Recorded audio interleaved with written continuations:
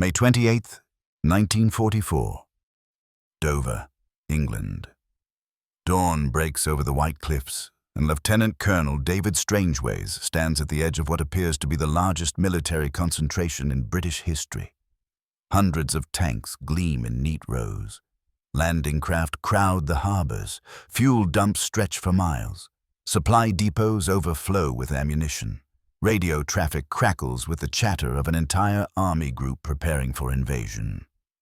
From his vantage point, Strangeways can see enough military hardware to crush the German forces defending the Pas de Calais, the shortest route to France, the obvious invasion route, the place where Hitler himself has insisted the Allies must strike. There's only one problem. None of it is real. Every tank is inflatable rubber and plywood. Every landing craft is painted canvas stretched over scaffolding. The fuel dumps are empty drums. The supply depots contain nothing but theatrical props. The radio traffic is scripted fiction performed by a handful of operators.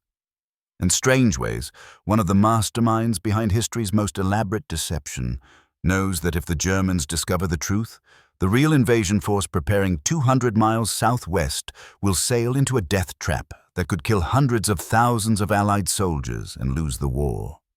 He's not just betting on fooling a few German reconnaissance flights. He's betting on deceiving the most sophisticated intelligence apparatus ever assembled, including the Abwehr, German military intelligence, and the SD, the Nazi security service. He's betting that inflatable tanks can fool aerial reconnaissance cameras that can spot individual soldiers from 30,000 feet. He's betting that a fake army can convince Adolf Hitler himself to keep 300,000 combat troops, 15 full divisions including elite panzer units, sitting uselessly in the wrong location while the real invasion unfolds elsewhere. The operation has a code name, Fortitude South, and it represents the culmination of 4 years of the most audacious psychological warfare campaign in human history. A campaign that required building fake armies, running double agents, creating phantom radio networks, constructing dummy installations visible from space, and conducting the most intricate intelligence manipulation ever attempted. By the end of this story, you'll understand why military historians consider this deception more strategically decisive than most actual battles, why it may have saved more Allied lives than any single combat operation, and why the failure to achieve this level of deception could have made D-Day impossible. This is somehow forgotten by everyone except military intelligence specialists and deception warfare historians, overshadowed by the dramatic battles themselves. Yet without this invisible army, this ghost force that never fired a shot, the beaches of Normandy might have become the greatest Allied graveyard of World War II. But we can't just jump straight to the inflatable tanks and phantom divisions.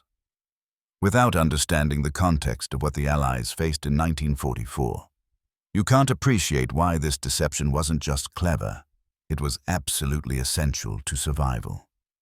By early 1944, the strategic situation was this. Nazi Germany, despite being pushed back on multiple fronts, still controlled the entire Atlantic coast of Europe from Norway to Spain. Over 3,000 miles of coastline fortified with everything from massive concrete bunkers to underwater obstacles to millions of mines. Hitler had ordered the construction of the Atlantic Wall, a defensive system that by June 1944 included 15,000 separate fortifications, 6.5 million mines, thousands of artillery pieces, and 500,000 soldiers. The wall wasn't continuous, it couldn't be, but at key points like the Pas de Calais, it was genuinely formidable. Think about the Allied problem. The Germans knew an invasion was coming. That wasn't a secret. Stalin had been demanding a second front for 2 years. Churchill had promised it. The entire industrial output of Britain and America was visibly preparing for it. The only questions were where and when. And here's where geography became destiny. Look at a map of the English Channel. The shortest crossing, just 21 miles of water, runs from Dover to Calais. This meant landing craft could make multiple trips per day.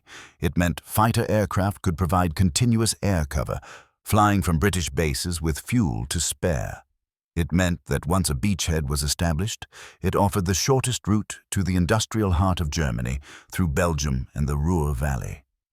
Every logical military analysis pointed to Calais as the obvious, the inevitable invasion point. The Germans knew this. Field Marshal Gerd von Rundstedt, commander of German forces in the West, was convinced the invasion would come at Calais. More importantly, Adolf Hitler believed it. In a February 1944 conference, Hitler stated categorically that the Allies would strike at the narrowest point of the Channel. He positioned his strongest units accordingly. The 15th Army, with 19 divisions, roughly 300,000 men, sat in the Pas-de-Calais region. By contrast, Normandy, 200 miles to the southwest, was defended by only 6 divisions of the 7th Army. Here's the critical number. If those 19 divisions from the 15th Army could reach Normandy within the first 48 hours of the invasion, they would outnumber the Allied landing force by approximately 2 to 1. The Allies might establish a beachhead, but they would never break out. The invasion would become a static bloodbath, a repeat of World War I trench warfare, but compressed into a few miles of French coast. Even if the Allies eventually prevailed through sheer industrial weight, the delay could be catastrophic. The atomic bomb wouldn't be ready until mid-1945. Without a successful invasion in 1944, the war in Europe might drag on into 1946 or beyond. Hundreds of thousands more would die in bombing raids, concentration camps, in the Eastern Front's meat grinder. But if those divisions could be kept at Calais, even for just 3 or 4 days after the Normandy landings, the Allies might have time to establish a defensible perimeter, get their armor ashore, and create supply lines. The difference between success and disaster came down to this. Could the Allies convince the Germans that Normandy was a feint and that the real invasion was still coming at Calais? This wasn't about winning a battle. This was about preventing the battle from becoming unwinnable. The consequences of failure extended beyond D-Day itself. By 1944, the Allied bombing campaign had devastated German cities, but hadn't broken German resistance. The Wehrmacht, despite losses in the East, still fielded over 3 million combat troops. The SS divisions remained fanatical. New weapons, V-1 flying bombs, V-2 rockets, jet fighters were entering production. If D-Day failed, if the Allies were thrown back into the sea, it wouldn't just be a military defeat. It would be a political catastrophe that could fracture the Anglo-American alliance, embolden German resistance, and potentially force a negotiated peace that left Hitler in power over much of Europe. The stakes were also deeply personal for Britain. By 1944, the country had been at war for 5 years. It had stood alone against Nazi Germany for a year after France fell. It had endured the Blitz, the Battle of Britain, and years of rationing and sacrifice. British cities had been bombed into rubble. British merchant seamen had died by the thousands in the Atlantic. The entire British economy had been mobilized for war.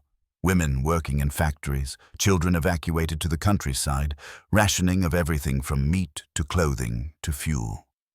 The psychological strain was immense. If D-Day failed, if the invasion became another Gallipoli, Britain might not survive as a great power. The empire was already beginning to fray. India was demanding independence. The Dominions were questioning London's leadership. A catastrophic defeat in France could accelerate the collapse of British global power by a generation, and that's exactly what terrified everyone in the Allied High Command. The margin for error was razor-thin. The cost of failure was unthinkable. And the only way to improve the odds was to lie so comprehensively, so convincingly, that the entire German military would believe fiction over reality, would ignore their own intelligence about Normandy, and would keep an entire army sitting uselessly in the wrong location for weeks. There was one man who understood exactly how to tell that lie.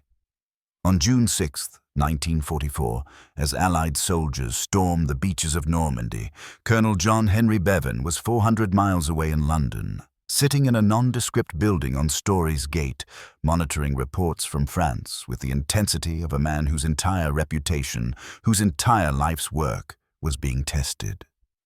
For 4 years, Bevan had served as the controlling officer of the London Controlling Section, the most secretive Allied organization you've never heard of. While Eisenhower commanded armies and Churchill shaped grand strategy, Bevan fought a shadow war in the realm of perception, running an intelligence operation so sensitive that its very existence was classified above top secret. He looked like the most conventional British officer imaginable. Middle-aged, balding, invariably dressed in a perfectly pressed uniform, speaking in the clipped accent of the upper-class stockbroker he had been before the war. He was polite, unassuming, the sort of man who could disappear in any group of senior officers, which was exactly what made him perfect for his role. Deception required invisibility. It required someone who could coordinate with MI5, MI6, the Army, the Navy, the Air Force, and American intelligence without anyone outside that circle knowing he existed. But behind the conventional exterior was a mind of remarkable complexity. Bevan hadn't just stumbled into deception work. His entire career had prepared him for it. Born in 1894 to a family of wealthy stockbrokers, he'd been educated at Eton and Cambridge, the standard trajectory for British elite. But Bevan's Eton experience had been different. He'd been a mediocre student in conventional subjects, but had discovered a talent for games. Not just playing them, but manipulating them, understanding the psychology of his opponents, recognizing patterns in their behavior. When World War I erupted, Bevan joined the Hertfordshire Regiment and was quickly promoted to captain. He served in France in 1915-1916, and here's what mattered. He survived not through combat heroics, but through careful observation. Bevan learned to read the battlefield not as a series of positions, but as a system of information flows. He noticed how small deceptions, dummy trenches, fake artillery positions, misleading radio traffic could draw German fire away from real concentrations. He watched as entire operations succeeded or failed based on whether headquarters had accurate intelligence. The war left him with 2 crucial insights. First, that wars were won not just by superior force, but by superior information, by knowing more than your enemy and by ensuring your enemy knew less, or worse, knew things that were false. Second, that human beings had predictable cognitive biases. They saw what they expected to see. They believed intelligence that confirmed their existing assumptions. They discounted information that contradicted their mental models. After the war, Bevan returned to stockbroking, joining his family firm. But even here, the seeds of his future role were being planted. The stock market in the 1920s was a realm of competing information, of speculation and deception, of trying to discern true value from market hype. Bevan developed an almost uncanny ability to separate signal from noise, to identify when markets were being deliberately manipulated, to recognize the patterns of organized deception. He also developed something else, a network. Through his city connections, through his social circles, through his wartime service, Bevan knew people. He knew intelligence officers, military planners, academics, journalists, businessmen with international connections. This mattered because running deception operations at the strategic level wasn't about fooling individual spies, it was about manipulating entire information ecosystems. You needed people who could plant stories in neutral newspapers, who could arrange for the accidental leak of false documents, who could ensure that diplomatic gossip matched your deception narrative. When World War II began, Bevan initially joined the army but was quickly identified by military intelligence as someone with unusual skills. In 1941, he was appointed to the London Controlling Section, and by 1942 he was running it. The LCS had been created in 1941 after a series of embarrassing Allied failures had been partly attributed to poor operational security and an absence of coordinated deception. The British had learned from earlier mistakes. They understood that deception couldn't be an afterthought. It needed to be integrated into every major operation from the planning stage. Bevan's approach was revolutionary. Previous military deceptions had been tactical: fake tanks to fool reconnaissance, dummy airfields to draw bombing raids. Bevan thought strategically. He understood that the Germans had a sophisticated intelligence system that included aerial reconnaissance, signals intelligence, agent networks, and interrogation of prisoners. You couldn't fool such a system with simple tricks. You needed to construct an entire alternate reality, layer by layer, each piece supporting every other piece, creating a consistent fictional narrative that matched German expectations so closely that they would believe it over contradictory evidence. He also understood psychology in a way few military officers did. Bevan recognized that the key to effective deception wasn't just feeding the Germans false information, it was understanding what they already believed and then reinforcing those beliefs. The Germans expected the invasion to come at Calais. Perfect. Don't try to fight that expectation. Amplify it. Make it seem so obvious, so inevitable, that any evidence to the contrary must be the deception. By 1943, Bevan had assembled a team of remarkable individuals around him. There was Dennis Wheatley, the thriller novelist, who brought creative imagination to deception planning. There was David Strangeways, the tactical deception expert from North Africa. There were intelligence officers from MI5 and MI6, signal specialists, psychological warfare experts, even stage designers and magicians. Bevan welded them into an organization that reported directly to the chiefs of staff, but operated with extraordinary autonomy. The key to his management style was trust combined with ruthless standards. Bevan gave his subordinates enormous freedom to develop creative solutions, but he demanded that every deception plan be rigorously tested against German intelligence capabilities. He would wargame each operation, playing the role of German intelligence, trying to poke holes in his own deceptions. If a plan couldn't survive his scrutiny, it was discarded or revised. He was also willing to take enormous risks. In late 1943, when planning for D-Day was beginning, Bevan proposed something unprecedented: creating an entire fake army group complete with false insignia, dummy equipment, phantom radio networks, and a fabricated order of battle that would appear in German intelligence summaries. This wasn't just risky because it was complex. It was risky because if the Germans discovered the deception, they would know with certainty that the real invasion was coming elsewhere. It was an all-or-nothing gamble. Some in Allied command were skeptical. Creating a fake army sounded like something from a spy novel, not a serious military operation, but Bevan had done his homework. He presented analyses showing that German intelligence relied heavily on aerial reconnaissance and signals intelligence. He showed that the Germans had demonstrated a pattern of believing intelligence that confirmed Hitler's strategic assumptions. He argued that the Germans would have to assume the Allies were concentrating forces in southeast England because that's where a rational military would concentrate forces for an invasion of Calais. He also had a secret weapon: the double-cross system. Since 1940, British counterintelligence had achieved something extraordinary. They had captured or turned every single German agent operating in Britain. Not most, not nearly all, every single one. The X Committee, run by MI5, controlled a network of double agents who fed carefully crafted false information back to German intelligence. The Germans thought they had eyes inside Britain. What they actually had were puppets controlled by British intelligence. Bevan recognized that the double agents were the perfect delivery mechanism for his strategic deception. He couldn't just build fake armies in southeast England and hope the Germans noticed.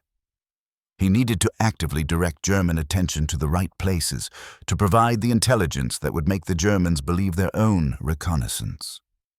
The double agents could report seeing troop concentrations, could pass along overheard conversations about the invasion plan, could provide details that seemed too specific, too valuable to be false.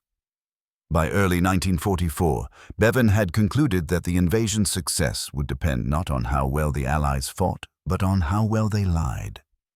He was risking everything: his career, his reputation, the lives of hundreds of thousands of soldiers, on the proposition that it was possible to fool an entire military intelligence apparatus into seeing an alternate reality. And he knew that if he failed, history would remember D-Day not as a triumph but as a catastrophe, and his name, if it was remembered at all, would be attached to one of the worst strategic failures in modern warfare. The pressure was immense.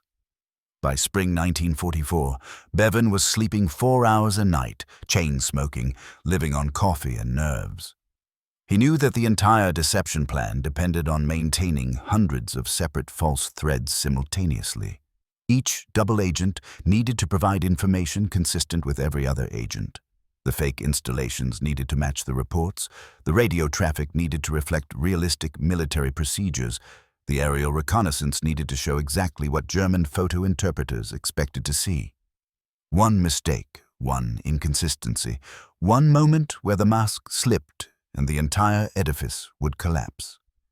The Germans would realize they'd been deceived, would shift their forces to Normandy, and would turn the beaches into killing fields. Bevan wasn't a combat soldier.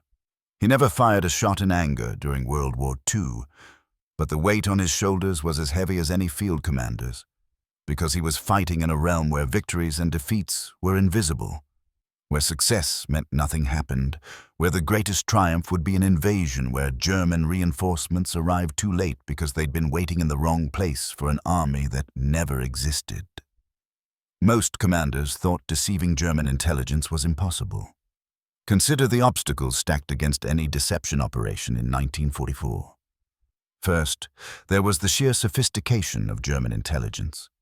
The Abwehr, German military intelligence, had been collecting information on Britain since before the war began. They had detailed maps of every British port and airfield. They had pre-war commercial contacts who could observe shipping movements. They had technical expertise in signals intelligence. The Germans could intercept British radio traffic and, in many cases, decrypt it. Second, aerial reconnaissance had advanced dramatically since World War I. German Luftwaffe reconnaissance aircraft, particularly the high-altitude Junkers Ju-86P, could photograph British installations from 42,000 feet, far above the effective ceiling of most British fighters. Their cameras could capture images with resolution good enough to identify vehicle types, count aircraft, and spot individual soldiers.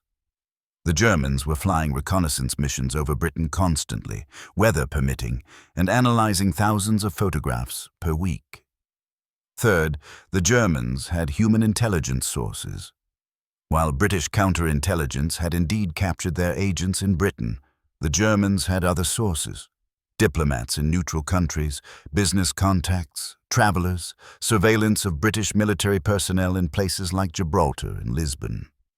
Information leaked constantly through these channels.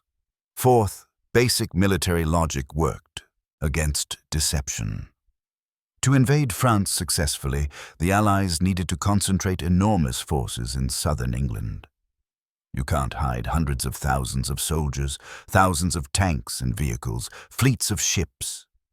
The concentration would be visible from the air, would generate radio traffic, would require vast supply networks. The Germans could simply count the number of Allied divisions in Britain, figure out where they were concentrated, and draw obvious conclusions. Fifth, the consequences of discovery were severe. If the Germans realized they were being deceived, they wouldn't just ignore the deception. They would know with certainty that the real invasion was coming elsewhere. Deception was a binary bet. Either it worked completely, or it backfired catastrophically. Sixth, time was extremely limited. The invasion needed to happen in early June 1944 to allow time for the campaign before winter. That meant the deception plan needed to be operating at full effectiveness by May 1944. Bevan and his team had roughly 6 months to create an alternate reality convincing enough to fool one of history's most paranoid and suspicious military leaders, Adolf Hitler himself. Finally, there was Allied operational security to consider. Thousands of people knew about the real invasion plans. Soldiers talked, documents were lost, mistakes were made. One captured document, one loose-lipped officer in a neutral country bar, one compromised cipher, and the entire invasion plan could be revealed. Against these obstacles, what did the Allies have? Some inflatable tanks, a few clever intelligence officers, a network of double agents whose reliability was ultimately unverifiable.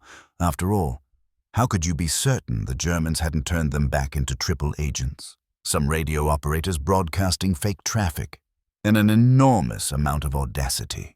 But here's the brilliant part. Bevan understood that the obstacles themselves could be turned into advantages. The Germans expected to see military concentrations in southeast England because that's where military logic dictated they should be. So give them what they expected. Build a fake army in exactly the location they were already watching. Make it visible to aerial reconnaissance. Have the double agents report on it. Generate the radio traffic. Create the appearance of exactly what German intelligence was primed to find. The plan that emerged was called Operation Fortitude, and it was actually two separate deception operations working in concert. Fortitude North would create a fake threat to Norway, tying down German forces in Scandinavia. Fortitude South would create a phantom invasion force in southeast England aimed at the Pas-de-Calais. Fortitude South was the critical operation. The plan called for the creation of the first United States Army Group, FUSAG, a completely fictional military formation that would appear to be the main Allied invasion force. FUSAG would be commanded by General George S. Patton, who the Germans considered the Allies' best field commander. The logic was perfect. If Patton commanded FUSAG, then FUSAG must be the primary invasion force because the Allies wouldn't waste their best general on a secondary operation. The fake army would be visible at multiple levels: physical, dummy installations, inflatable tanks, fake landing craft; electronic, a complete radio network broadcasting realistic military traffic; human intelligence, double agents reporting troop movements and preparations; documentary, fake unit insignia, false orders of battle, forged documents that could be accidentally leaked or captured. The deception required extraordinary attention to detail. Real military organizations have complex internal structures. An infantry division doesn't just appear. It has component regiments, battalions, companies. It has support units, engineering, medical, supply, signals. Each unit has its own radio call signs, its own movement patterns, its own administrative footprint. To create a convincing fake division, you needed to replicate all of this. And FUSAG wasn't just one division. The plan called for an entire army group, multiple armies, dozens of divisions, hundreds of thousands of phantom soldiers. The scale was unprecedented. No one had ever attempted to create a deception this large, this complex, with this many interlocking components. The timeline was punishing. By January 1944, the basic plan was approved. By March, the fake installations needed to be under construction. By April, the radio networks needed to be operational. By May, the deception needed to reach peak effectiveness, creating the impression of an invasion force preparing for an assault in late May or early June, which would actually be aimed at Calais, while the real invasion targeted Normandy. Bevan was gambling everything on a cascade of assumptions. He was betting that the Germans would prioritize aerial reconnaissance over other intelligence sources. He was betting that the double agents remained uncompromised. He was betting that German photo interpreters would see inflatable tanks and conclude they were real rather than investigating more closely. He was betting that German signals intelligence would intercept the radio traffic and not notice subtle discrepancies. He was betting that Hitler's conviction about Calais was so strong that he would discount evidence pointing to Normandy. Most audaciously, Bevan was betting on something that seems almost mystical, that an entire fake army, constructed from rubber and plywood and radio waves and lies, could achieve psychological mass. that the Germans would come to believe in FUSAG so completely that it would become real in their planning, that they would commit forces to counter it, that they would make strategic decisions based on its assumed existence. This was an enormous gamble. If even one component failed, if one double agent was exposed, if one dummy installation was photographed at the wrong angle, if one radio operator made a mistake that revealed the falsity of the traffic, the entire deception could unravel. And without the deception, D-Day would become exponentially more difficult, more costly, perhaps impossible. By March 1944, the machinery was in motion, the fake installations were being constructed, the radio networks were going live. The double agents were beginning to report on mysterious troop movements in southeast England. And Bevan was committed. There was no turning back now. The deception would work, or hundreds of thousands of Allied soldiers would die on beaches defended by German forces that should have been fooled, but weren't. On March 15, 1944, in a field outside Dover, a peculiar construction project began. A team of British engineers, supported by American specialists, began unloading canvas, rubber, scaffolding, and wooden frames. They worked at night, taking elaborate precautions to avoid being photographed by German reconnaissance. Within 72 hours, where there had been an empty field, there now sat what appeared to be a full squadron of M4 Sherman tanks, 30 vehicles in neat rows, each one painted in standard camouflage patterns, each one casting realistic shadows in the morning sun. Walk within 50 yards, and the illusion collapsed. The tanks were inflatable rubber balloons held in place by wooden frames. The tracks were painted canvas. The gun barrels were wooden poles. Touch one, and it wobbled, but from 200 yards away, or more importantly, from 30,000 feet in the air, they were indistinguishable from real tanks.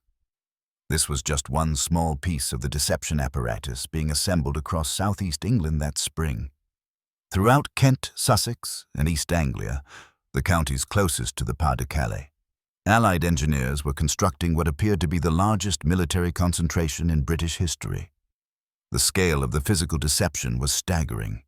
By May 1944, the dummy installations included 255 inflatable tanks deployed in groups that simulated tank battalions, 449 fake landing craft constructed from canvas stretched over scaffolding and anchored in harbors where German reconnaissance could photograph them, 1,098 fake vehicles of various types, trucks, jeeps, artillery pieces, multiple dummy airfields, complete with wooden aircraft painted to look realistic from the air, fake ammunition dumps constructed from painted barrels and wooden crates, false supply depots with stacked supplies that were actually empty boxes, dummy oil storage facilities with painted tanks, fake camps with tents that were actually flat canvas laid on the ground to simulate tent shadows.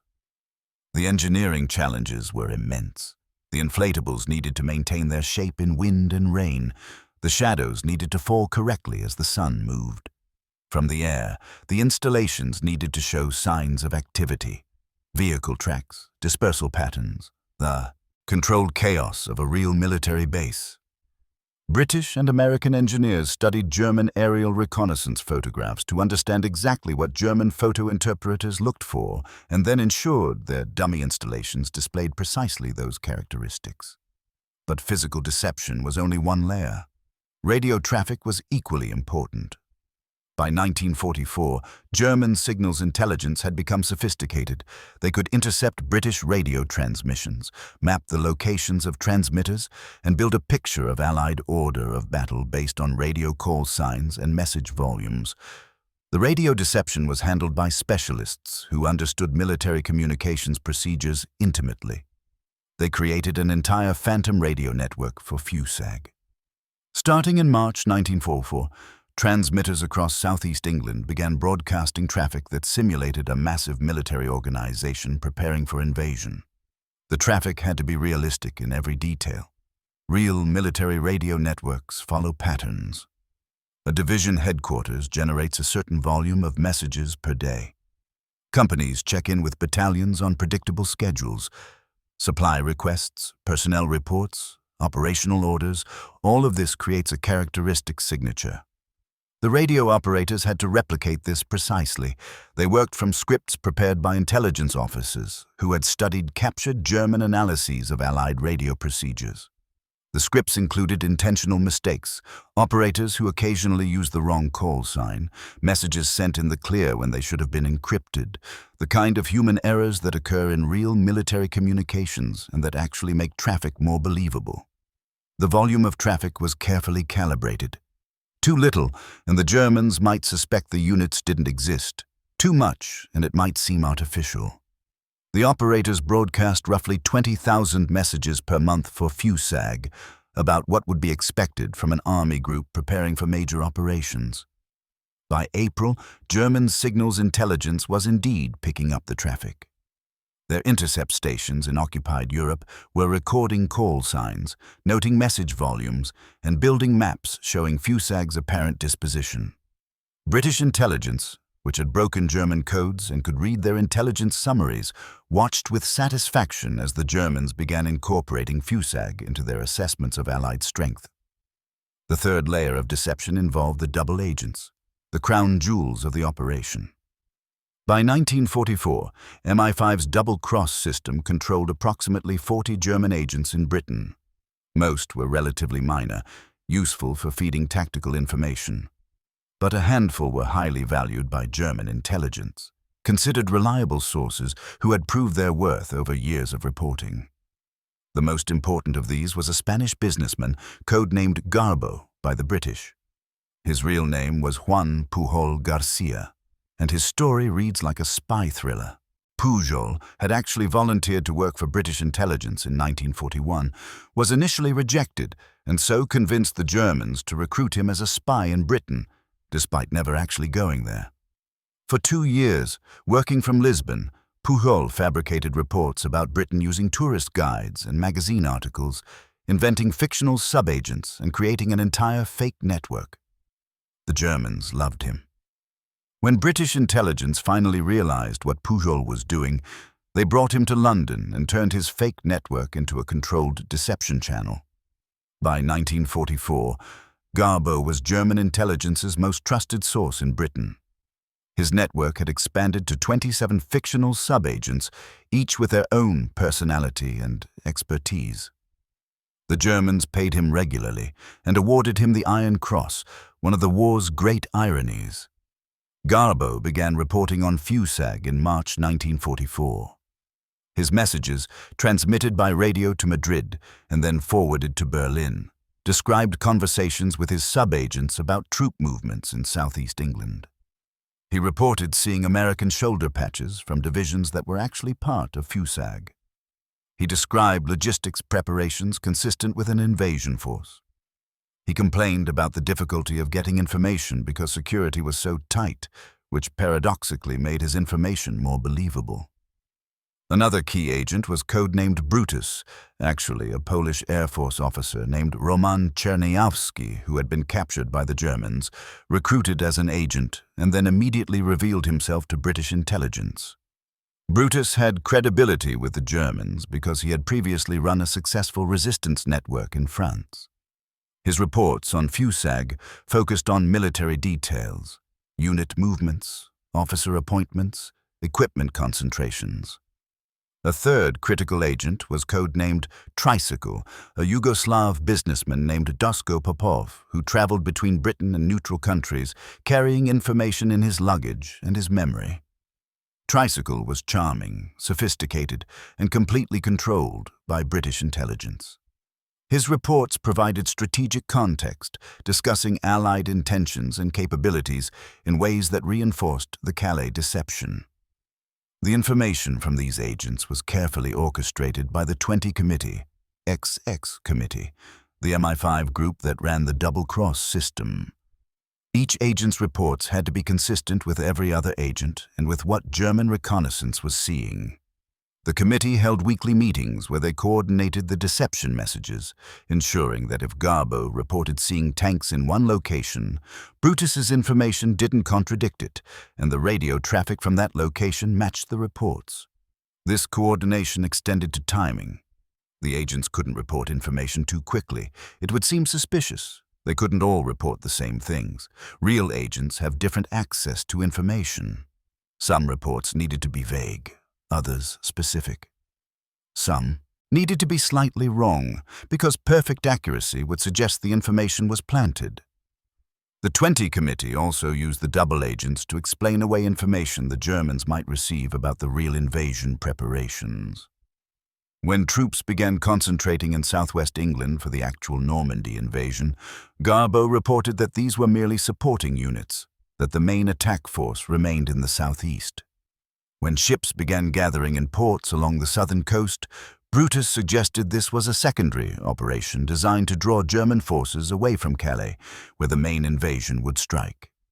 By May 1944, the deception was operating at full scale. The dummy installations were in place. The radio network was broadcasting constantly. The double agents were sending a steady stream of reports, and British intelligence, reading German communications, could see that it was working. German aerial reconnaissance was photographing the dummy installations and reporting them as real. German signals intelligence was tracking Fusag's radio network and estimating its strength at 150,000 troops. German agent handlers in Madrid and Lisbon were forwarding reports from Garbo, Brutus, and Tricycle to Berlin. And in the intelligence summaries reaching Hitler's desk, Fusag appeared as the primary Allied invasion force, positioned opposite Calais, commanded by Patton, preparing for an assault in late May or early June 1944. But here's what made the operation truly audacious. The deception had to continue after D-Day itself. The Allies couldn't just invade Normandy and hope the Germans stayed at Calais. They needed the Germans to believe that Normandy was the feint, that Fusag was still waiting to launch the real invasion at Calais. This meant maintaining the entire deception apparatus, the dummy installations, the radio traffic, the agent reports, for weeks after the Normandy landings began. The second phase of the deception was even more psychologically sophisticated than the first. It required convincing the Germans to ignore the evidence of their own eyes, the largest amphibious invasion in history unfolding at Normandy, and continue believing that an even larger invasion was coming at Calais. On May 28, 1944, as Strangeways stood overlooking his rubber tanks and canvas landing craft, he knew the operation had reached its critical phase. In less than 2 weeks, real soldiers would storm real beaches. In less than 2 weeks, the fictional army he had helped create would need to seem so real, so threatening, that German commanders would refuse to send reinforcements to Normandy because they feared weakening the Calais defenses. The time for preparation was ending. The time for the deception to prove itself had arrived. The approach to D-Day unfolded with agonizing slowness for those running the deception. Every day brought new risks that the operation might unravel. On April 18, 1944, Bevan received disturbing intelligence. German photo reconnaissance had increased dramatically over southeast England. A Junkers Ju-86P had conducted a high-altitude photography run over Dover and the Thames estuary, capturing detailed images of the dummy installations. Bevan and his team spent anxious days waiting for German intelligence summaries, reading intercepted communications, trying to determine whether the deception had been compromised. The answer came through Ultra, the British code-breaking operation that had broken German Enigma ciphers.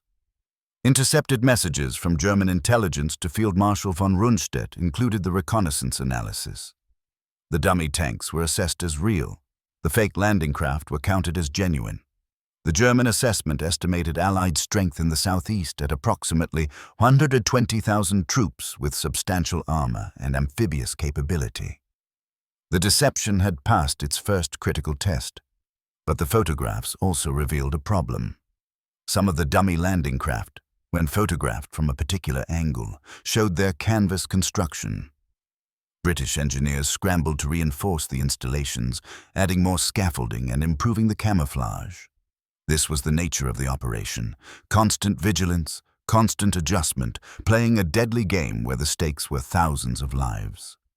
On May 1, 1944, George S. Patton made his first public appearance as commander of Fusag. The appearance was carefully staged. Patton attended a welcome event for American servicemen in a small town in Kent. The event was covered by local newspapers. German intelligence, which monitored British press carefully, noted Patton's location and confirmed him as commanding the forces in southeast England. This was risky. Patton was a genuine general, not a phantom creation, and he would eventually need to command real forces in France. But the Allies calculated that using Patton added crucial credibility to Fusag. If Fusag was fake, the Germans would reason, why would the Allies assign their most aggressive commander to it? By mid-May, the radio traffic had reached its peak. The Phantom Signals network was broadcasting approximately 800 messages per day, simulating an army group in the final stages of invasion preparation. German signals intelligence was tracking the traffic and reporting increasing activity consistent with an invasion in late May or early June. The double agents were also reaching their climax of activity. On May 19th, Garbo sent a long message to Madrid describing a conversation with one of his fictional sub-agents, a military officer who had mentioned seeing massive supply concentrations moving toward Dover. The message was carefully worded to seem like the sub-agent had inadvertently revealed classified information, making it more believable than a straightforward intelligence report. On May 24th, Brutus reported that he had observed heavy rail traffic moving through Kent with sealed railway cars that prevented him from seeing their contents, but which appeared to be carrying military equipment. This matched what German aerial reconnaissance was seeing and reinforced the impression of building invasion capability. On May 28th, the day Strangeway stood overlooking Dover, Tricycle arrived in Lisbon carrying information that seemed explosive. He told his German handlers that Allied security had been increased dramatically in recent weeks, that there were rumors of an imminent operation, but that the focus seemed to be on the southeast coast. He mentioned Patton's name. He suggested that Allied staff officers were confident of success because they had concentrated overwhelming force at the narrowest crossing point. But even as the deception peaked, anxiety consumed those running it. On May 30th, a German reconnaissance aircraft was shot down over Kent. British intelligence officers rushed to examine the wreckage, terrified that its cameras might contain photographs that would reveal the deception. The cameras were intact and were quickly processed. The photographs showed dummy installations, but they appeared convincing. The pilot had been flying his normal reconnaissance pattern, suggesting he hadn't suspected anything unusual. Then came another scare. On June 2nd, Ultra intercepts revealed that a German intelligence officer in Paris had questioned whether Fusag's strength estimates might be inflated. He suggested that some of the reported formations might be training units rather than combat divisions. If this analysis gained traction in Berlin, the entire deception could collapse. Bevan made a calculated decision. He ordered the double agents to acknowledge the criticism indirectly, to report that yes, some units in southeast England were still training, but to insist that the bulk of Fusag was combat-ready. This made the deception more believable by admitting a partial truth, while maintaining the essential fiction that a powerful invasion force sat opposite Calais. On June 4th, 1944, the actual invasion force, the real divisions that had been concentrating in southwest England and the English Midlands, received their final orders. D-Day was set for June 6th, weather permitting. The Normandy invasion was about to begin. And Fusag, the phantom army that existed only in German minds, was about to face its ultimate test. Could it continue to hold German attention even as real soldiers were dying on real beaches? Could an army made of rubber and lies keep 300,000 German troops frozen in place while the fate of the war was being decided 200 miles away? At 10 p.m. on June 5, 1944, as the first waves of Allied paratroopers began dropping behind the Normandy beaches, John Bevan sat in his office at Story's Gate, smoking cigarette after cigarette, waiting. The deception plan called for the double agents to send specific messages in the hours after the invasion began, messages designed to reinforce the idea that Normandy was a diversion. Everything depended on timing. Send the messages too early, and the Germans might suspect they were planted. Send them too late, and German forces might already be moving toward Normandy. The window was measured in hours. The time had come for the fake army to prove whether it could accomplish what no real army could. Win a battle without fighting, save thousands of lives without firing a shot, and change the course of history without existing.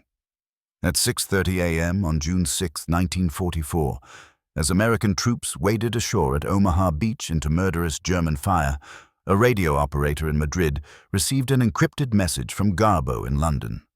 The message, transmitted in the early morning hours, was marked urgent and claimed to contain critical intelligence. But it arrived too late, deliberately too late. This was perhaps the most psychologically sophisticated element of the entire deception. Garbo's message warned that the invasion had begun, but it suggested that the main attack would come at Calais. The timing was crucial. Garbo couldn't have sent the message before the invasion. That would have seemed impossible, as if he had advanced knowledge of Allied plans, which would make the Germans suspicious. But by sending it after the landings had begun, after the Germans already knew about Normandy, the message seemed like a frantic warning from a loyal agent who had just received critical information. The message read, "Urgent. I have just received reliable intelligence from my sources in the military. The Normandy operation appears to be a diversion on a grand scale. The main Allied army group under Patton remains in southeast England. My source indicates the primary assault will come at the Pas de Calais within days. The Allies hope the Normandy attack will draw German reserves away from Calais, leaving it vulnerable to the main blow."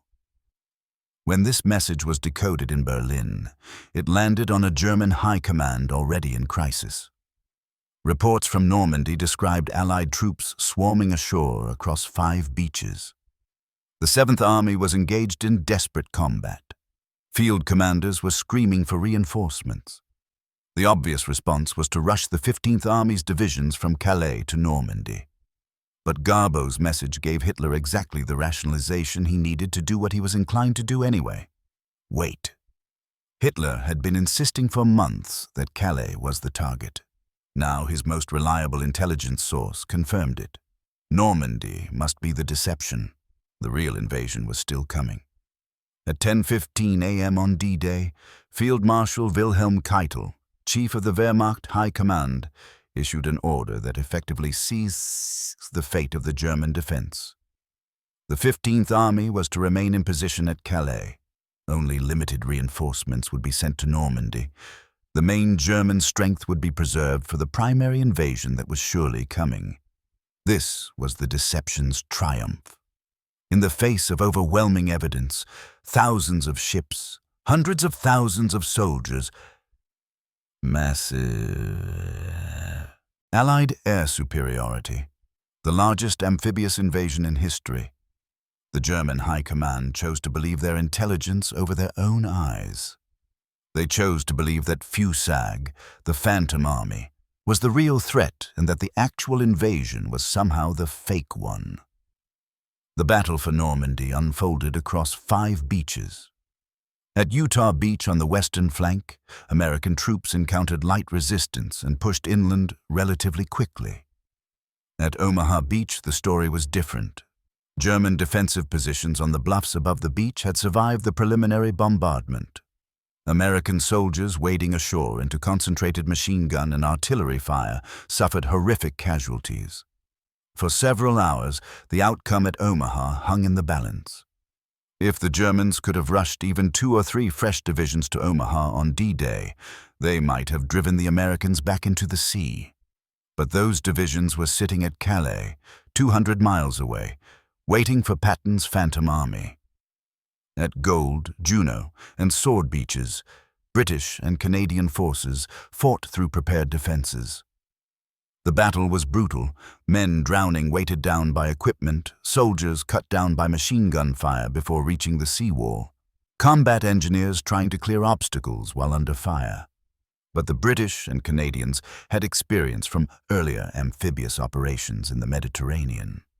They had specialized armor, swimming tanks, flame-throwing tanks, bridging tanks that helped break through the beach defenses.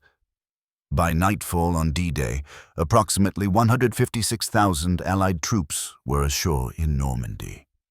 Allied casualties were around 10,000 killed, wounded, or missing. Terrible, but far fewer than the pessimistic estimates that had predicted 50,000 or more. The beachhead was precarious, nowhere more than a few miles deep, but it existed. And critically, German reinforcements were not arriving. The 15th Army remained at Calais. The powerful panzer divisions that could have counterattacked the beaches while the Allies were still consolidating remained in reserve, held back by Hitler's obsession with the imaginary threat from Fusag. But the deception needed to continue. The critical period was the first week after D-Day. If German intelligence realized that Fusag was fake, that Normandy was the only invasion, German forces would flood toward the beaches. The Allies needed days to build up supplies, get their armor ashore, and expand the beachhead into something defensible. On June 7th, Garbo sent another message. This one was timed for maximum psychological impact. He reported that Fusag was on high alert, that he had observed increased activity at the dummy installations, which were still being maintained, and that his sources suggested the Calais invasion was imminent, perhaps within 72 hours. On June 8th, the radio traffic from the Phantom Fusagi network increased dramatically. The signals suggested an army group in the final hours before an assault, ammunition being distributed, final briefings being conducted, troops moving to embarkation points. On June the 9th, Brutus reported having seen Patton touring installations in Kent, inspecting troops, the kind of activity a commander would undertake immediately before launching an invasion. The Germans were listening to all of this, and critically, they were believing it. Ultra intercepts showed German intelligence continuing to report Fusag as a major threat. Orders from Berlin continued to emphasize maintaining strong defenses at Calais. The 15th Army remained in position. In Normandy, the Allies were desperately racing to expand their foothold. American forces pushed inland from Omaha Beach, linking up with the paratroopers who had dropped behind the beaches. British forces tried to advance on Caen, a critical objective, but encountered fierce resistance from German panzer divisions. The bocage, the dense hedgerow country of Normandy, made every field a potential fortress. Every hedge concealed machine gun nests. Every sunken lane became a natural defensive position. The fighting was savage. German defenders fought with professional skill and desperate intensity. They knew their backs were against the wall, that if the Allies broke out from Normandy, the road to Germany lay open. But they were massively outnumbered in the beachhead itself, because the reserves they needed were still sitting at Calais. On June 10th, 4 days after D-Day, German commanders in Normandy sent increasingly urgent messages requesting reinforcements. The 7th Army was being overwhelmed. Allied air superiority meant German units could barely move during daylight. Allied naval gunfire was devastating German defensive positions.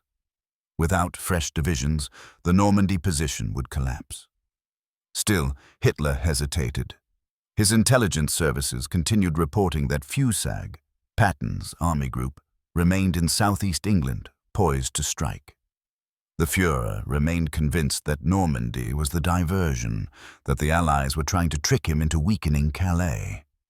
By June 12th, British intelligence could see through ultra-intercepts that the deception was working beyond their most optimistic projections. The Germans were still treating Fusag as a major threat. More incredibly, some German units were actually being moved toward Calais, away from Normandy, to strengthen defenses against the Phantom invasion. It wasn't until mid-June, more than 10 days after D-Day, that the first significant German reinforcements from outside Normandy began arriving at the front. By then, the Allies had landed over 500,000 troops and 77,000 vehicles. The beachhead was defensible. The breakout was becoming possible. The deception had bought the Allies the most precious commodity in warfare: time. Time to get troops ashore. Time to stockpile ammunition and fuel. Time to establish air superiority so complete that German daylight movement became suicidal. Time to bring up armor and artillery. Time to expand from 5 separate beachheads into a continuous front. And during this critical period, 300,000 German soldiers, 15 divisions of the 15th Army, sat at Calais and did nothing. They maintained their positions. They waited for the invasion that never came. They watched the real battle unfold 200 miles away, and were not allowed to reinforce it because their commanders believed they would soon face an even larger assault. Those 15 divisions, if they had reached Normandy in the first week after D-Day, could have changed history. The Allies might have been contained in a narrow beachhead. The breakthrough might have been delayed by months. The war could have dragged into 1946. The casualties would have been exponentially higher, but they never came. Because of inflatable tanks. Because of radio messages. Because of double agents. Because John Bevan and his team had created a lie so comprehensive, so layered, so consistent across every information channel that the Germans believed it over the evidence of the largest invasion in history unfolding before their eyes. On June 15, 1944, Garbo sent his final critical message about Fusag. He reported that the invasion force in southeast England had stood down, that the Calais operation had been postponed because the Normandy landings had drawn off more German forces than expected. This gave the Germans a rationalization for why the Calais invasion hadn't come, not because it was never planned, but because circumstances had changed. The message was brilliant psychology. It allowed German intelligence to save face, to explain why their predictions hadn't come true without admitting they'd been completely deceived. And critically, it kept alive the possibility that the Calais invasion might still come later, which continued to justify keeping forces there rather than sending them all to Normandy. By the end of June, the deception's active phase was essentially complete. Allied forces had broken out from the beachhead and were advancing into France. The fake army installations in southeast England were quietly dismantled. The radio network fell silent. The double agents stopped reporting on Fusag, but the deception's consequences would echo for months. German forces remained overly concentrated in the Pas-de-Calais region into August 1944, even as Allied armies were racing across France. Hitler continued to believe that a second invasion might come, that the Allies had the forces in Britain to launch another major assault. The phantom Fusag had achieved a kind of psychological immortality, continuing to influence German strategic thinking long after its rubber tanks had been deflated and stored away. The battle balanced on a knife's edge for those 10 critical days after D-Day. If the deception had failed on June 7th or 8th, if German intelligence had realized Fusag was fake, the 15th Army could have reached Normandy by June 10th or 11th. They would have encountered Allied forces still, struggling to expand the beachhead, still bringing supplies ashore across the beaches because ports weren't yet captured, still vulnerable. Instead, those German divisions sat uselessly at Calais while the Allies consolidated one of the most remarkable military achievements in history. An invasion that succeeded not just through the courage of the soldiers who stormed the beaches, but through the skill of the intelligence officers who had convinced the enemy to defend the wrong beaches. The immediate aftermath of D-Day brought a strange mixture of euphoria and exhaustion to those who had run the deception operation.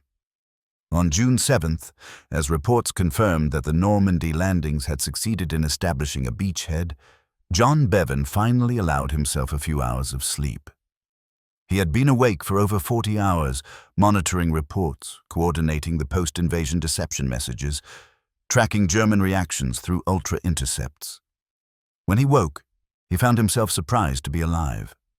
The strain of the previous months had been so intense that some part of him had assumed he wouldn't survive to see the results. The human cost of D-Day was profound. Allied casualties on June 6th totaled approximately 10,000 men killed, wounded, or missing. Over the next few weeks of fighting in Normandy, tens of thousands more would die. By the end of the Normandy campaign in August, Allied casualties would exceed 200,000. The numbers represented an almost incomprehensible scale of suffering. Parents who would never see their sons again, wives widowed, children left fatherless. But the casualties would have been exponentially worse without the deception. Post-war analysis estimated that if the German 15th Army had reinforced Normandy in the first 72 hours after the invasion, Allied casualties could have reached 50,000 on D-Day alone. The beachhead might not have been sustainable. The entire invasion could have failed. In that context, the deception operation may have saved 40,000 Allied lives on D-Day and perhaps 100,000 more during the subsequent Normandy campaign. Every inflatable tank, every fake radio message, every lie told by a double agent translated into real soldiers who lived instead of dying. Wars are typically measured by battles and casualties, but this victory was measured in battles that didn't happen and casualties that were prevented. The German casualties were equally significant. The 7th Army, which defended Normandy largely alone for the first critical weeks, suffered catastrophic losses. By the end of June, it had effectively ceased to exist as a coherent fighting force. Approximately 80,000 German soldiers were killed, wounded, or captured in Normandy in June alone. Each of these also represented a person, young men who believed they were defending their country, who fought with courage even in a lost cause. The deception showed respect for the defeated by acknowledging that German commanders weren't stupid or incompetent. They were facing the most sophisticated intelligence operation in history, one that exploited cognitive biases that affected even brilliant military minds. Hitler's obsession with Calais wasn't irrational paranoia. It was based on sound military logic about where an invasion should come, reinforced by seemingly credible intelligence that confirmed his assumptions. The immediate strategic consequences were enormous. By July 1944, Allied forces had captured the port of Cherbourg and were poised to break out from Normandy into the French interior. The delay in German reinforcements reaching the battle had been decisive. Without those critical 10 days when the 15th Army sat at Calais, the Allies might still have been fighting in the Bocage in August, might never have achieved the spectacular advances that liberated Paris in late August and pushed into Belgium by September. On June 18th, George Patton finally arrived in Normandy, not as commander of the Phantom Fusag, but as commander of the very real Third Army, which would spearhead the breakout from the beachhead. His assignment to Normandy was deliberately delayed until the deception's critical phase was complete. Even after he arrived in France, Allied intelligence continued to suggest through various channels that new phantom forces were preparing in England, keeping alive German concerns about a possible second invasion. For those who had run the deception, there was no public recognition, no medals ceremony, no acknowledgement of what they had achieved. The operation remained classified, top secret. The double agents continued their work, now feeding deception information about Allied plans in France rather than invasion plans in England. The London controlling section continued operating, planning deceptions for subsequent operations. David Strangeways, the tactical deception specialist who had overseen the dummy installations, was sent to France to continue deception operations with the advancing Allied armies. He would spend the rest of the war creating fake unit concentrations, dummy supply depots, and false radio traffic to confuse German intelligence about Allied intentions. The techniques proven in Fortitude South were applied repeatedly in smaller operations throughout the campaign. But even as the deception specialists moved on to new operations, the full magnitude of what they had accomplished was becoming clear. Ultra-intercepts showed that German intelligence had been completely fooled. Post-D-Day assessments from German commanders showed they remained convinced well into July that another invasion might come. The psychological impact of the Phantom Fusag had been so profound that it continued to affect German strategic thinking even after its physical manifestations had disappeared. Perhaps the most telling indicator of success came from an unexpected source. After the war, when German intelligence officers were interrogated, They were asked about Allied deception operations. Many expressed admiration for the complexity and effectiveness of Fortitude South. One former Abwehr officer called it the most perfect intelligence operation in military history. Coming from a professional intelligence organization that had been comprehensively defeated, this was remarkable validation. The emotional release for those involved was complex. Pride in accomplishment mixed with horror at the cost of war. Bevan and his team had succeeded beyond their objectives, but they had also spent years living with the knowledge that any mistake could have cost thousands of lives. The psychological toll was severe. Several key figures in the deception operation suffered nervous breakdowns after the war. The strain of maintaining lies, of manipulating people, of playing with human lives as pieces on a strategic chessboard left psychological scars. There was also the strange realization that their greatest triumph would remain invisible. While combat commanders received public acclaim, deception officers worked in silence. While soldiers were celebrated as heroes, the men and women who had saved those soldiers' lives through intelligence work would never receive recognition. The victory parade would march past them without acknowledgement. But for Bevan, the satisfaction came from a different source. On June the 20th, 1944, he received a memo from Supreme Allied Commander Dwight Eisenhower. The operation proceeded as planned. The enemy was deceived. Your contribution to this victory cannot be overstated. It was terse, as military communications tend to be, but Bevan understood what it meant. The deception had worked. The invasion had succeeded. And while history would remember the soldiers who stormed the beaches, a few people in positions of power understood that the battle had been won before the first shot was fired, in the realm of perception and deception where Bevan had been fighting his invisible war. But the true significance of Operation Fortitude went far beyond the immediate success of D-Day. The operation's consequences rippled across multiple dimensions of the war and established precedents that would influence military thinking for generations. First, consider the immediate tactical impact. The delay in German reinforcements reaching Normandy gave the Allies time to establish the logistical infrastructure necessary for sustained operations. By June 15th, Allied forces had landed over 500,000 troops and 77,000 vehicles. They had established temporary port facilities on the beaches and were bringing ashore thousands of tons of supplies daily. The famous Mulberry harbors, artificial harbors towed across the Channel, were operational by mid-June, dramatically increasing the flow of supplies. Without the deception buying time, German panzer divisions could have struck the beachhead before this infrastructure existed. The Allies might have established a foothold but been unable to expand it. The campaign could have become a static siege, with the Allies penned into a narrow coastal strip while the Germans brought up reinforcements and fortified their positions. Second, the strategic impact on the broader Western Front was immense. The success of the Normandy invasion allowed the Allies to liberate France by autumn 1944. Paris was freed on August the 25th. By September, Allied armies were approaching the German border.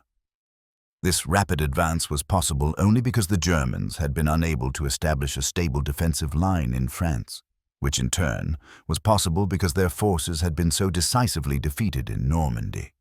Consider the counterfactual.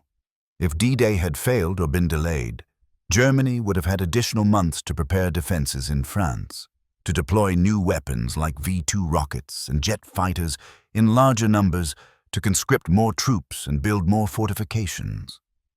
The atomic bomb wouldn't be ready until mid-1945. Without a successful invasion in 1904, the war in Europe could have extended into 1946 with hundreds of thousands more casualties. Third, the deception operation had continental-scale consequences. The Soviet Union had been demanding a second front since 1942. Stalin believed, with some justification, that the Western Allies were delaying the invasion to let the Soviets and Germans bleed each other white on the Eastern Front. The success of D-Day vindicated Allied strategy and maintained the Grand Alliance. If D-Day had failed, Soviet trust in the Western Allies would have collapsed. The post-war settlement might have been even more contentious, potentially leading to different Cold War dynamics. Fourth, the operation demonstrated that strategic deception could be decisive at the theater level. Previous military deceptions had been tactical, fooling enemies about the location of a single attack or the strength of a particular unit. Fortitude South fooled an entire military intelligence apparatus about the location of the primary Allied effort in the most important military campaign of the war. It proved that deception, if sophisticated enough and executed properly, could achieve strategic results comparable to major combat operations. Fifth, the deception established methodologies that would influence intelligence operations for decades. The integration of multiple deception channels, physical, electronic, human intelligence, became the model for subsequent operations. The use of double agents to feed false information, the creation of fake installations visible to reconnaissance, the generation of false radio traffic. All of these techniques were refined in Fortitude South and would be used in various forms throughout the Cold War and beyond. Sixth, the operation changed how military planners thought about security and deception. After Fortitude South, every major military operation included a deception component from the planning stage. The lesson was clear. Protecting your actual plans was necessary but insufficient. You needed to actively deceive the enemy about your intentions, to create and maintain a false reality that would cause them to make mistakes. Seventh, the psychological impact on German military leadership was profound and lasting. The realization that they had been comprehensively deceived, that their intelligence services had been penetrated and manipulated, that they had made major strategic decisions based on false information, this shattered German confidence in their intelligence apparatus. After Normandy, German commanders became paranoid about deception, sometimes disbelieving accurate intelligence because they feared it might be planted. This psychological effect was itself a form of strategic victory. Eighth, consider the century-long ripple effects. The success of D-Day and the subsequent liberation of Western Europe determined the post-war political map. France, Belgium, the Netherlands, Denmark, all became part of the Western Alliance rather than Soviet satellites. The Iron Curtain fell where it did partly because of how quickly Allied armies advanced across Western Europe, which was possible because of the D-Day success, which in turn was enabled by the deception operation. If German forces had been better positioned on D-Day, if the invasion had been delayed or failed, Soviet forces advancing from the east might have liberated more of Europe. The post-war world could have looked dramatically different. A Soviet-dominated France, a divided Netherlands, communist governments in Western European countries. The entire architecture of NATO, the European Union, the post-war liberal international order, all of this rested partly on the foundation of a successful D-Day. The economic impact was similarly far-reaching. Western Europe's rapid reconstruction after the war, the Marshall Plan, the economic integration that eventually became the EU, all of this was possible because Western Europe was liberated by Allied forces in 1944-45 rather than being fought over for another year or more, or being occupied by Soviet forces. The prosperity and stability of Western Europe in the second half of the 20th century traced back in part to that critical moment when Allied soldiers successfully stormed the Normandy beaches. The cultural and moral implications were equally significant. The successful liberation of Europe validated democratic societies in their confrontation with totalitarianism. If D-Day had failed, if the war had dragged on inconclusively, if there had been a negotiated peace that left Hitler in power over part of Europe, the moral clarity of World War II, the sense that it was a just war against evil, would have been muddied. The Holocaust might have continued longer. Millions more might have died in camps and ghettos. Finally, the deception had implications for how we understand warfare itself. War is not just a contest of material resources and combat effectiveness. It's also a contest of information and perception. The side that better understands the information environment, that can manipulate the enemy's perception more effectively, that can operate in the realm of the psychological and cognitive. That side gains advantages that can be as decisive as numerical superiority or technological advancement. Operation Fortitude South proved that you could win battles without fighting them, that the most important weapon might not be a tank or bomber, but a carefully constructed lie. In an age when we think about cyber warfare, information operations, and hybrid conflict, Fortitude South stands as the original model, a recognition that in modern warfare, controlling what the enemy believes might be more important than controlling territory. The operation also raised troubling questions about the ethics of deception in warfare. The double agents involved lived dangerous double lives, constantly at risk of exposure. The German intelligence officers who trusted them were betrayed, their professional judgments manipulated. Was this justified? Most would say yes. War is not a domain of moral purity, and deception that saves lives is ethically preferable to direct combat. But the operation opened questions about the limits of acceptable deception, questions that remain relevant in contemporary discussions about intelligence operations and information warfare. So, why has Operation Fortitude South faded from popular memory, while D-Day itself remains one of history's most celebrated military operations? The first reason is complexity. D-Day has a clear narrative that's easy to understand and visualize. Brave soldiers storming beaches under fire, landing craft hitting the shore, men wading through surf toward deadly obstacles. It's dramatic, visual, and emotionally powerful. Operation Fortitude South, by contrast, is abstract and technical. Explaining how inflatable tanks and false radio traffic deceive German intelligence requires understanding aerial reconnaissance capabilities, signals intelligence, cognitive biases, and intelligence analysis procedures. It doesn't translate easily into dramatic narratives. The second reason is that deception operations weren't the final decisive moment. Yes, Fortitude South created conditions for success, but Allied soldiers still had to fight on the beaches, still had to push inland through fierce resistance, still had to win battles across France. The deception enabled success. It didn't guarantee it. In military history, we tend to remember the climactic battles rather than the preparatory operations that made those battles winnable. The third reason is classification. Operation Fortitude South remained classified top secret for decades after the war. While D-Day participants could share their stories, deception officers were bound by official secrecy. Books and films about D-Day appeared in the 1950s and 1960s, cementing the invasion's place in popular memory. Information about Fortitude South became public only gradually, starting in the 1970s, as classified documents were declassified. By then, the popular narrative of D-Day was already established, and the deception operation was incorporated as an interesting footnote rather than a central element. The fourth reason is the desire for heroic narratives.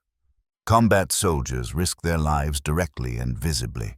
Their courage is obvious and easy to honor. Intelligence officers work in secret, their victories invisible, their contributions harder to quantify. Popular culture prefers the clarity of combat to the ambiguity of intelligence work. Fortitude South doesn't fit easily into heroic narratives because its success was measured in what didn't happen. German divisions that didn't arrive, attacks that never came, casualties that were prevented. The fifth reason is geographic and psychological distance. For most people in Allied countries, World War II is remembered through its most dramatic and relatable moments. The Blitz, Pearl Harbor, D-Day, the liberation of Paris. These are moments with clear emotional resonance. Operation Fortitude South took place in the realm of intelligence services and military planning staffs, far removed from most people's experience. It's harder to relate to the decisions of intelligence officers than to the experiences of combat soldiers. The sixth reason is that the operation was overshadowed by subsequent events. The Battle of Normandy, the liberation of Paris, the Battle of the Bulge, the crossing of the Rhine, the discovery of concentration camps. All of these created their own dramatic narratives that competed for attention in the historical record. Fortitude South's contribution, while crucial, was temporal. It mattered most in those first critical days after D-Day, and its importance faded as the campaign progressed. The seventh reason is political and institutional. After the war, there was limited incentive to publicize the operation. Intelligence services prefer to keep their methods secret, even for historical operations, because those methods might be used again. The British government had no desire to advertise how comprehensively it had penetrated German intelligence, as this might affect intelligence relationships in the Cold War era. The double agents who had worked for Britain needed to be protected. Some remained in intelligence work after the war. Despite these factors, military historians and intelligence professionals have never forgotten Operation Fortitude South. It's studied in military colleges as an example of how deception can achieve strategic effects. Intelligence services study it as a model of successful intelligence manipulation. Academic historians recognize it as one of the most significant intelligence operations of World War II, comparable in impact to the code-breaking achievements of Bletchley Park. Within professional military education, Fortitude South has achieved canonical status. It appears in case studies on deception operations, in analyses of D-Day planning, and discussions of intelligence warfare. A 1979 British official history called it the most successful strategic deception operation in military history. American military doctrine on deception operations repeatedly references Fortitude South as the gold standard. The operation has also influenced military thinking in less obvious ways. Modern doctrines of information warfare, cyber operations, and hybrid conflict all owe something to Fortitude South's demonstration that perception management can be a decisive tool of warfare. The operation proved that with sufficient sophistication, you could manipulate an adversary's entire decision-making process, causing them to make catastrophic strategic mistakes. In recent years, as more documents have been declassified, and as historical research has deepened, there's been renewed appreciation for the operation's complexity and effectiveness. Books like Fortitude, The D-Day Deception Campaign by Roger Hesketh, published in 1989 but written in 1949, and Double Cross, The True Story of the D-Day Spies by Ben McIntyre, 2012, have brought the story to wider audiences. Yet even these books struggle to convey the operation's full significance because understanding it requires understanding so much context about intelligence, military planning, and the specific strategic situation of 1944. In the end, Operation Fortitude South deserves to be remembered not as a footnote to D-Day, but as an achievement comparable to the invasion itself, and perhaps, in terms of strategic impact per resource invested, even more impressive. Remember the day when soldiers stormed beaches in Normandy and established the foothold that would lead to Hitler's defeat. Remember their courage, their sacrifice, the terrible cost they paid.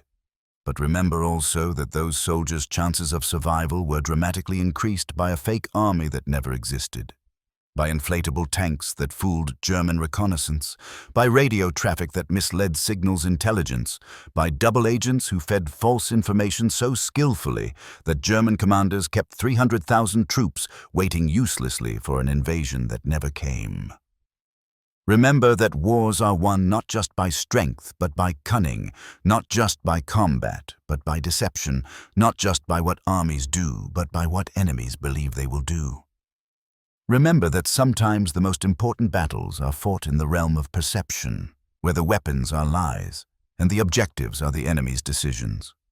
Remember John Bevan, the unassuming stockbroker turned intelligence officer who orchestrated the greatest deception in military history. Remember David Strangeways, overseeing his fake army with the knowledge that any mistake could cost thousands of lives. Remember Garbo, Brutus, Tricycle, and the other double agents who lived dangerous double lives to feed the Germans precisely calibrated falsehoods. Remember the engineers who built inflatable tanks and canvas landing craft with such attention to detail that they fooled expert photo interpreters. Remember the radio operators who broadcast thousands of fake messages, maintaining fictional military organizations with the complexity and consistency of real ones. Remember the planners who coordinated every element of the deception, ensuring that physical installations matched radio traffic, matched agent reports, matched German expectations. Remember that war is not just about who has more soldiers and better weapons, but about who makes better decisions based on better information. The Germans in 1944 had experienced soldiers, good equipment, strong defensive positions. What they didn't have was accurate information. They saw the world not as it was, but as the Allies wanted them to see it. And that perceptual defeat translated into strategic catastrophe. Remember that sometimes at critical moments, individual actions matter enormously. That Bevan's decision to use Patton as the phantom commander of FUSAG, Garbo's carefully timed messages, Strangeway's insistence on perfect detail in the dummy installations. These small decisions aggregated into consequences that altered the course of the war and therefore of history. Remember June 6, 1944, when thousands of Allied soldiers crossed the English Channel to liberate Europe from Nazi tyranny. But remember also May 28, 1944, when David Strangeways stood overlooking Dover and saw an army that didn't exist preparing for an invasion that would never happen, and knew that this phantom force might save more lives than any real army could. The inflatable tanks are long gone. The canvas landing craft have rotted away. The radio networks fell silent in 1944. The double agents lived out their lives and died, most without public recognition. But the consequences of their work, the soldiers who lived because German reinforcements arrived too late, the families who weren't destroyed because their sons and fathers and brothers came home from the war, the Europe that was liberated in 1944-45 rather than being fought over for years more, these consequences echo through generations. This is our history, and it's worth remembering. Not just the glory of combat, but the craft of deception. Not just the courage of soldiers, but the cunning of intelligence officers. Not just the battles that were fought, but the battles that were prevented. War is terrible, but it's also complex, and sometimes the most important weapons are ideas, information, and the manipulation of perception. Operation Fortitude South stands as perhaps the most perfect example in history of strategic deception achieving decisive results. A completely fake army that shaped real events. A lie so comprehensive that it became more influential than truth. A phantom force that won battles without fighting and saved lives without firing a shot. That's worth remembering.